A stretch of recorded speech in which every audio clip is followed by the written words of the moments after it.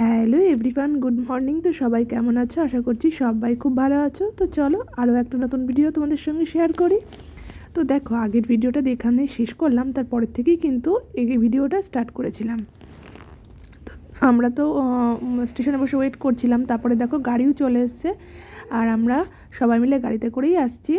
আর এদিকে আস্তে আস্তে সোনার একটু হালকা মানে শরীরটা খারাপ ছিল, একটু বমি করেছে জন্যে ওকে খালি গায়ে করে দেওয়া হয়েছিল। আর বাবার গায়ে করেছে, ওই জন্য দুজনেই যেহেতু গাড়ির মধ্যেই ছিল ওই জন্য খালি গায়ে করে দিয়ে দেওয়া হয়েছিল।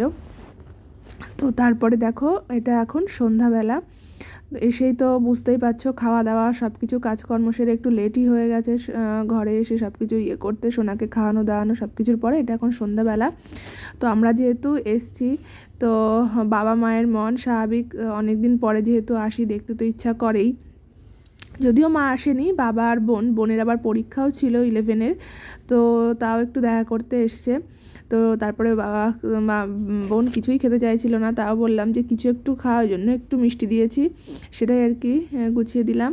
আর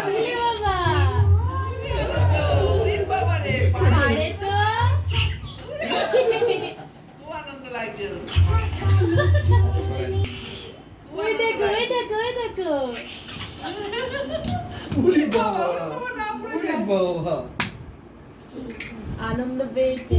চুন্নু চুন্নু কই বাবা চুন্নু ওলে বাবা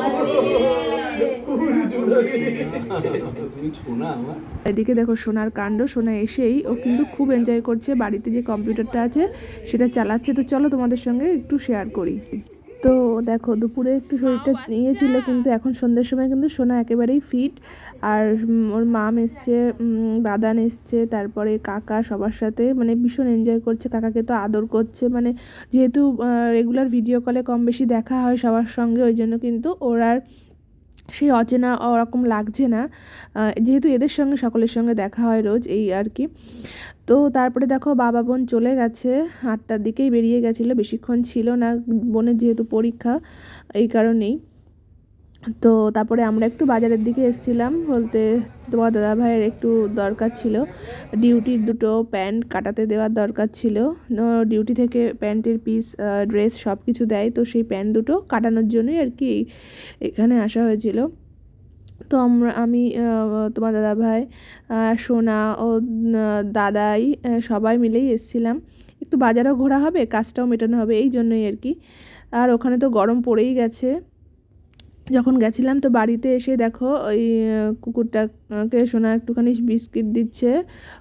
তো মানে এই কুকুরটা ওদের বাড়িতে আসে টাসে, এই জন্যে সবসময় তো সেটাই আর কি দিচ্ছিল। আর আমি সাথে মানে আমি একটু ভিডিও করে নিলাম, তোমাদের সঙ্গে একটু শেয়ার করলাম। দাও দাও দাও এ আ উড়ে দে ও দেখায় লালি খেলো, আবার কালি খাচ্ছে আবার।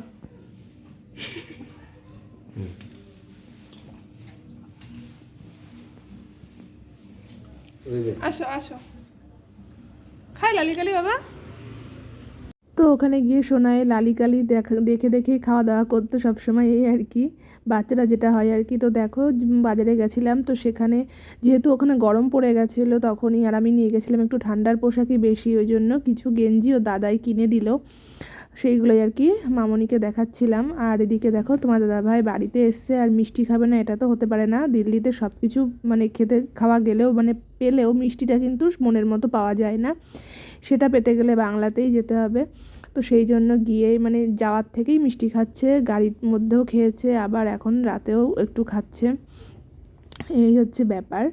তো খাওয়া দাওয়ার পরেই আর কি মিষ্টিটা খাচ্ছে। আর এদিকে দেখো, গুড মর্নিং ফ্রেন্ডস, এখন কিন্তু সকালবেলা মানে নেক্সট মর্নিং, পরের দিন সকালের ভিডিওটা তোমাদের সঙ্গে একটু শেয়ার করলাম। তো ওখানে ওয়েদারটা এরকমই ছিল, মানে তোমার এমনি তো দিনের বেলায় গরমই লাগছিল, কিন্তু ভোরের দিকে একটু হালকা ঠান্ডা লাগছিলো, যদিও অতটা মোটা কম্বল বের করার মতো ঠান্ডা ছিল না, তারপরেও বের করলাম। এটা কিন্তু আমার বিয়ের সময়ের কম্বল, আমি এখনও পর্যন্ত ইউজ করিনি, যেই জন্য মনে হলো যে না, কম্বলটা একটু খুলে দেখি। ভোরের দিকে যেহেতু হালকা লাগে, কিন্তু সেরকম পরে দেখছিলাম যে বের করলেও লাগেনি, তো সেই কম্বলটা একটু বের করেছিলাম দেখার জন্য, যেহেতু একবারও ইউজ করা হয়নি, যেহেতু আমরা ঠান্ডার সময় এখনও যা পড়েনি এই কারণেই।